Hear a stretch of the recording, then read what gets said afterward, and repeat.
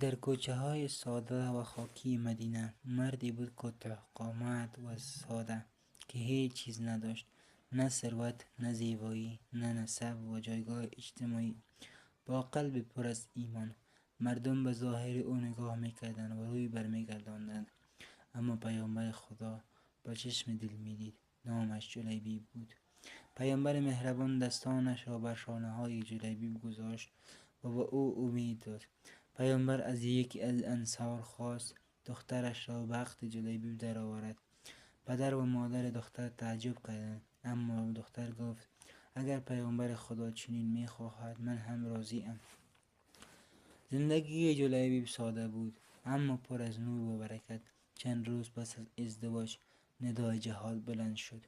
جلیبیب با دل پر از ایمان و شجاعت راهی میدان جنگ شد.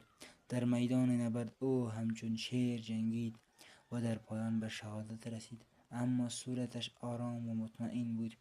پیامبر صلی الله علیه وسلم پس از جنگ آمد و پیکر او را یافت. دست در دستش گذاشت و فرمود: او از من است و من از او. جلیبیب ثابت کرد که ارزش انسان به ظاهر یا مال نیست، بلکه به ایمان و اخلاص اوست. داستان او برای همیشه در دل تاریخ ماندگار شد. جلیبیب فقیر بود، زیبا نبود، بی‌نسب بود، اما در دل آسمان جایگاه یافت که شاهان به آن نمی رسد. او ثابت کرد که در نگاه خدا دل انسان مهمتر است از ظاهر او.